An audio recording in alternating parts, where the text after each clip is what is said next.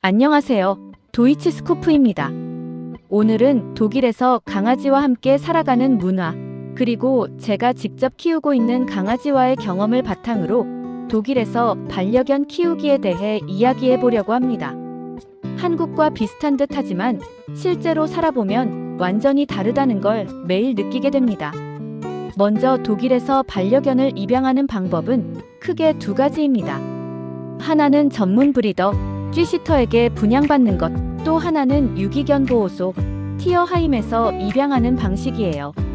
독일은 특히 보호소 입양 문화가 굉장히 잘 자리 잡혀 있어서 보호소 입양을 하면 반려견의 성격, 건강, 과거 이력까지 굉장히 투명하게 설명해 줍니다.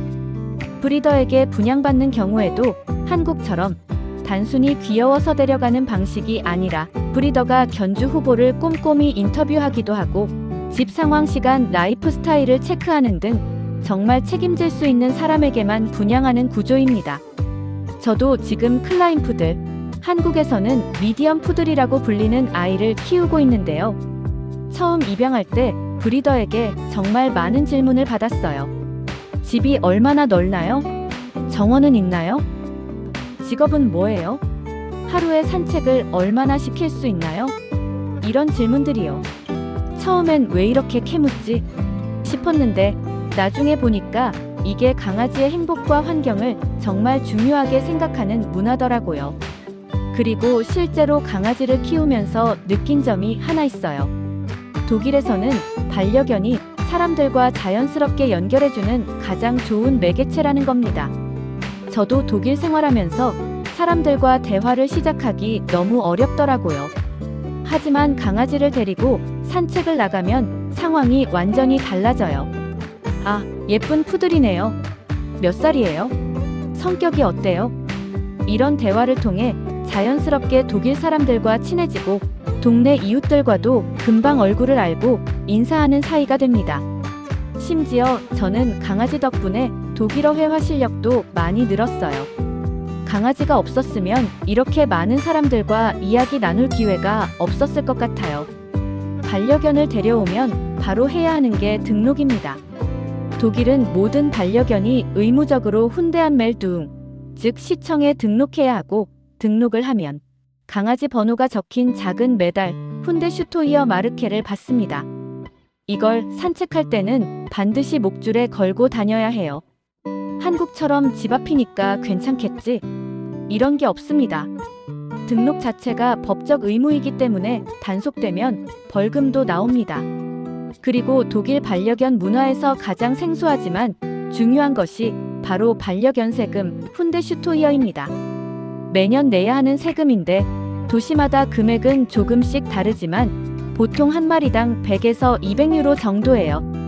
특이한 점은 두 번째 반려견부터는 세금이 더 올라가고 공격성이 강한 견종, 예를 들어 핏불 같은 견종은 세금이 더 비쌉니다. 마치 더 키우고 싶으면 그만큼 책임도 더 라는 독일식 사고가 느껴지는 부분이죠. 보험도 빼놓을 수 없습니다. 특히 훈데 하프트플리시트 페어지셔룽, 반려견 책임 보험은 거의 필수라고 할 수 있어요. 강아지가 혹시 사람에게 피해를 주거나 물건을 망가뜨렸을 때 보상해주는 보험입니다. 예를 들어 산책 중에 갑자기 뛰어가서 자전거를 넘어뜨렸다거나 친구 집에서 뛰어다니다가 화분을 깨뜨렸다거나 하는 상황이 모두 보험 처리됩니다. 대부분의 반려견 가족들이 가입하고 있어요. 그 외에 수술보험, 치료보험 등 다양한 의료보험이 있고 병원비가 비싸기 때문에 실제로 키우는 사람들은 거의 필수적으로 가입합니다. 우선 처음 병원에 가서 칩 등록을 해야 하는데 보통은 분양받을 때 브리더가 기본 예방접종과 칩 등록은 해서 분양합니다. 그때 강아지 여권, 에우 하임티어 아우스바이스도 받아요. 병원 시스템도 한국과 많이 달라요. 예방접종은 기본이고 진료비도 한국보다 훨씬 비쌉니다. 그래서 예방접종은 철저하고 사소한 문제도 바로 병원에 가기보다 먼저 관찰하거나 상담을 통해 접근하는 문화입니다. 예방접종 기록은 강아지 여권에 모두 기록이 돼요. 이 기록으로 함께 한국도 다녀올 수 있습니다. 그리고 독일에서 강아지를 키우면 절대 피해갈 수 없는 것이 바로 산책 문화입니다.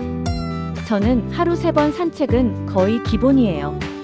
독일에서는 산책은 선택이 아니라 의무라는 인식이 강합니다. 아침에 출근 전에 1번, 오후에 1번, 저녁에 다시 1번.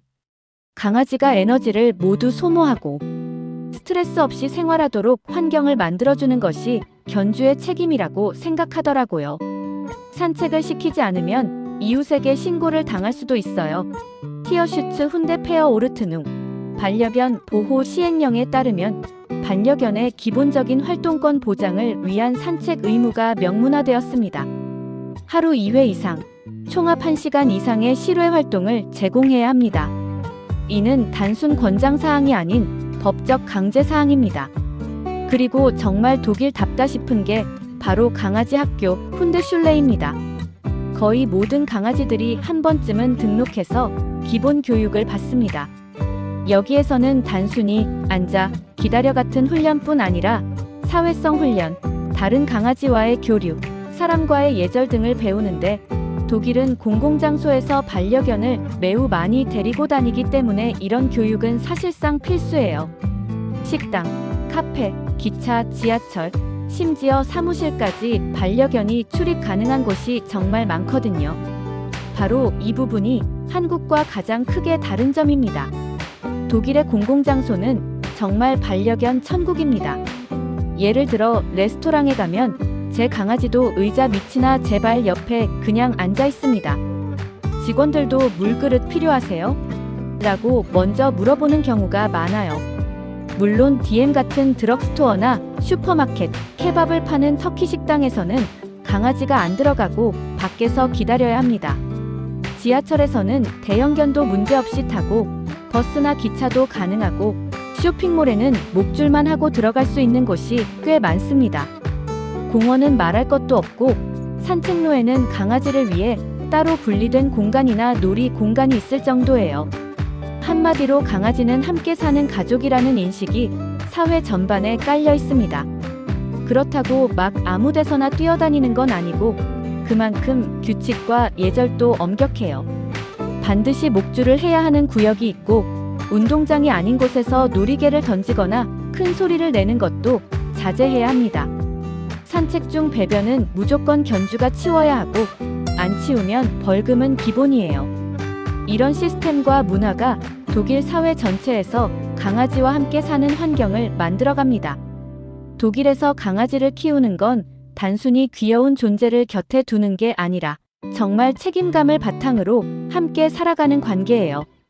대신 그만큼 강아지들도 행복하게 잘 지낼 수 있는 환경이 갖춰져 있고 저 역시 강아지와 하루 3번 산책을 하며 독일식 반려견 문화에 많이 적응하게 됐습니다.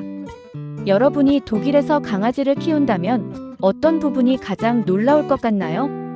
저는 지금도 카페나 식당에서 자연스럽게 강아지들이 앉아있는 모습을 볼 때마다 아, 이게 독일이구나 하고 새삼 느낍니다. 지금까지 도이치 스코프였습니다. 다음 편에서 또 독일 생활 이야기를 들고 올게요.